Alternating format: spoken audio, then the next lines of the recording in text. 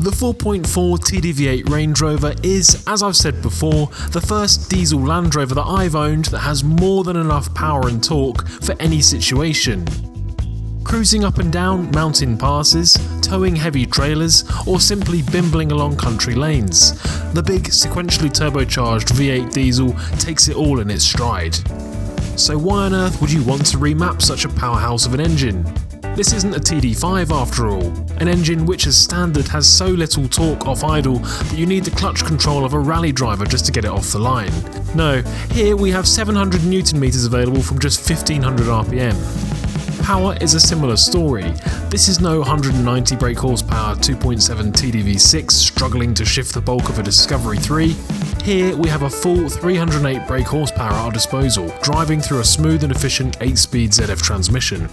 But, as is almost always the case, more is more. But aside from that, there are a couple of other reasons why you might want to consider it, and we're going to cover them in this video.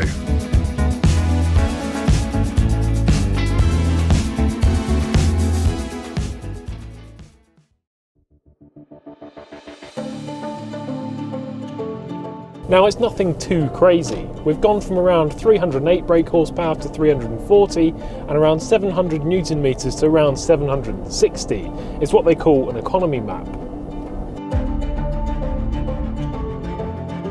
But in conjunction with a couple of other modifications that were done at the same time, it has truly transformed the way the L322 drives.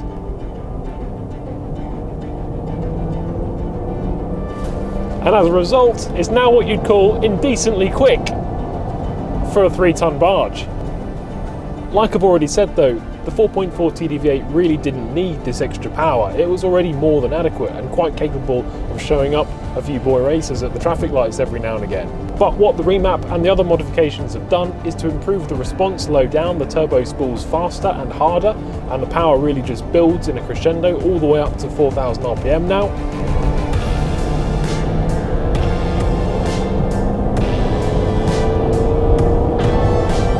And it's given the L322, this luxury land barge, a power to weight ratio that's comparable to a Golf GTI. But when it comes to remaps, there are a multitude of options to choose from, and on top of that, serious questions about reliability, fuel economy and emissions equipment that need to be answered. But first, let's just have a quick recap about the engine we're talking about, the 448DT. The 448DT was developed by Land Rover in conjunction with the Ford Motor Company and built in their Dagenham plant in Essex. It's a 4.4 litre direct injection 8-cylinder diesel engine with 2 banks of cylinders arranged in a 90-degree V. The engine emissions comply with ECD5 European Commission directive legislative requirements and employs a diesel oxidation catalyst and catalysed diesel particulate filter. The engine is water-cooled and turbocharged. The fuel injection system features common rail technology and the cylinder block is manufactured in compacted graphite iron and is coupled with a separate cast aluminium sump to provide a lightweight, compact and very stiff bottom end. So in translation, it's a big, beefy, modern diesel engine that's equipped with an awesome turbocharger setup and lots of emissions equipment. Okay then, so let's talk about reliability first. Oh my god! I'm warning you, if you don't start!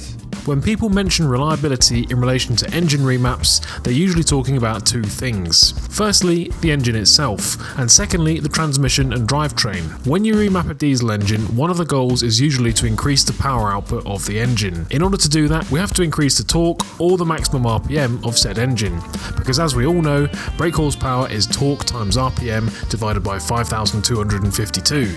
Increasing the maximum revs on a diesel engine would be costly, time-consuming and downright silly, as diesels like this are all about generating torque at low and mid RPMs for excellent drivability. So that's what we do, we increase the torque. Now I'm not going to get into the finite details about how exactly this is done, but essentially it's by increasing the fuel injection rate, altering the injection timing, and sometimes increasing the boost pressure being generated by the turbochargers. So what effect does that extra torque we're generating have on the car? Well, for every extra Newton meter of torque, there's additional load being placed on the mechanical components of the engine and drivetrain. The cylinder block and pistons have to deal with bigger, hotter combustion events, the conrods and crankshaft have to withstand greater forces, and basically every moving part is pushed a little bit harder. This is undeniable. Now, not every engine is able to cope as well with this increased load as well as others might be. There are a multitude of factors that affect this, but suffice to say that the 4.4 TDV8 is regarded as very structurally sound, especially when compared with the TDV6 and SDV6 engines found in other Land Rover products. Whilst there have been some cases of crankshaft failure on the 4.4, they're very few and far between by comparison. So what about that transmission? Well, it's the same story here. Transmissions are usually rated to a maximum input torque, and it's no different with the ZF8 HP70 fitted to the 4.4 TDV8 Rangey. The 70 part of that name refers to the fact that it's rated to 700 Newton meters. But hold on, didn't you just say your car's making 760? Yes, I did, and this is the part where it gets interesting. The HP70 is technically already operating at its maximum rated torque input when it's behind a standard 4.4 TDV8. However, as with all engineering ratings, there's always a margin of safety, an extra layer of security, and as it turns out, the ZF8 HP70 would appear to have quite a large one. This gearbox has become pretty famous among car enthusiasts the world over for being a bit of a beast. There are hundreds and hundreds of people putting way more than the rated torque through this transmission, and they just do not seem to die. Figures of 800, 900, even over 1000 Newton meters of torque are claimed to be running absolutely fine through standard ZF8 HP70s. Pretty incredible. So ultimately, it's down to you as the car owner to decide on whether or not a remap is a good idea for your particular car. Some are just better cut out for it than others. Our 4.4 TDV8 and ZF8 HP combo is pretty much a match made in heaven, and a mild to moderate remap should pose very little additional risk of mechanical failure. That said, more power and more torque will of course cause extra wear and tear, especially if you make use of it all the time. So next up, fuel economy. But first, a word from our long-term video sponsor who know all about keeping cars on the road, Autodoc, which I'm really thankful for. And I just want to take a minute to show you why you should be using Autodoc for your car parts too. If we load up the Autodoc app here, all you have to do is pop in your reg number and it will only show you parts and accessories that fit your specific car. Once you've done that, you'll see there's a huge range of options to choose from for pretty much any part. For example, here on the P38, if I head into brake calipers, you'll see it asks me which caliper I need, front, rear, left or right. And then once I've selected that, it will give me specific parts to suit. Another thing I love about the Autodoc app is this video section. These are generic tutorial videos, but they're actually really handy and quick to get to the point, like this EGR cleaning one here. So go try out the app and don't forget you can use the code SAM to get 5% off your order. Right, back to the video. So, you can think of the fuel map in your car as one of those constraint triangle thingies that businessmen use. And yes, I'm using the trial version of this animation software. On the corners, we have performance, efficiency, and emissions. The standard fuel map in your diesel-engined road vehicle is a compromise between those 3 points. A performance map, like a stage 1 or stage 2, prioritises performance over the other 2 factors, so it's able to give you more power at the expense of fuel efficiency and emissions. However, it is possible to map a diesel engine to give you a bit more performance and at the same time to optimise it for more efficiency too, and that, broadly speaking, is the meaning of an economy remap. But how much fuel do you really save with one of these maps? Well, in isolation, probably not very much. Yes, if you drive like an old granny and you stick to the low-end torque band, you have the potential to save a couple of miles per gallon, as the efficiency gains from the altered injection timing will help you out here. However, if you use the additional power that the remap has unlocked, you're of course going to use more fuel than before. As with anything related to fuel economy, driving style always has a huge impact. That's dangerous. So lastly, we come to these other modifications that I mentioned right at the start. These 2 mods are almost as common as remaps when it comes to modern turbo diesel engines, and are potentially, hypothetically, the best mods you can make to your diesel for longevity and fuel economy. The argument about whether or not you should leave your EGR and DPF in situ on your diesel engine has been raging for years, decades now.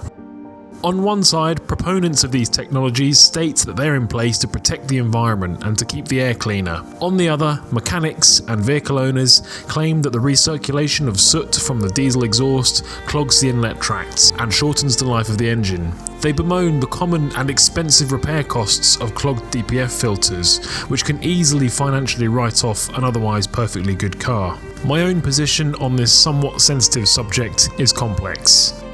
Air pollution is cutting life expectancy in India by up to 6 years. Almost 1.7 million people died from it. I do understand and agree that these technologies can help improve local air quality, and that lots of uncontrolled diesel emissions in close proximity to lots of people is not a good thing. However, in terms of actual environmental damage, I think there's definitely a case to be made that these emissions technologies could actually be harmful longer term. Not only do you reduce harmful soot from re-entering your engine, but additionally, without a DPF, you're then able to run engine oils with a higher SAPS content, which are greatly improved in terms of their ability to protect the engine in the long term.